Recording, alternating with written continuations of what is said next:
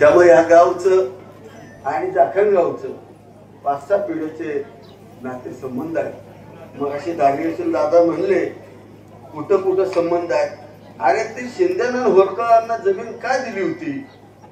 त्या काळात देणे रेवटी बेटीचे व्यवहार होते म्हणून दिलती, लक्षात ठेवा। आम्ही बी तुमच्या पोरी नेल्या तिथल्या, तुम्ही आमच्याकडे आज जे काही विकासात्मक सकारात्मक निर्णय त्या राज्याचे मुख्यमंत्री आदरणीय देवेंद्र फडणवीस साहेब, एकनाथ शिंदे साहेब किंवा सरकार करतायत, दादा हे सगळे करतायत, ते का करतायत? जया भाऊ त्यांच्या बरोबर आहे, ते जनतेच्या सोयी सुविधेसाठी करतायत। आज आपण पाहतोय संपूर्ण जग पुढे चाललेलं आहे आणि आपला भारत देश मागे राहिला नाही पाहिजे म्हणून हे चाललेलं आहे। एक शक्तीपीठ महामार्ग तिथून जातोय।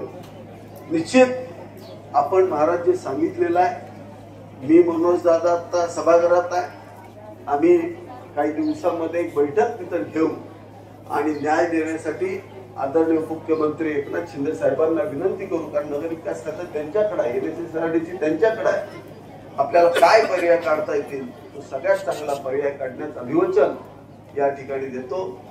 जे हुतात्मा झाले त्यांच्या वारसांनी अत्यंत चांगल्या पद्धतीने कार्य पुढे चालू ठेवलेलं आहे। या स्मारकासाठी निधी कृष्णा खोरे आहे माझ्याकडे, तर त्यावेळेला होतं, त्यावेळेला तर तारळीचं पाणी पण वर आणून दिलं।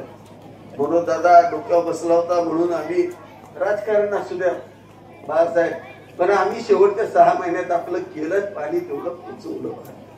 काही होईना पाणी आणण्यासाठी आम्ही प्रामाणिक प्रयत्न केला आणि तो यशस्वी झाला। तारळीचं पाणी आपण इथपर्यंत पोहोचवू शकलो आणि भविष्यामध्ये सुद्धा खूप आपल्याला या भागामध्ये पाणी द्यायचंय, सुजलाम सुफलाम हा भाग करायचे।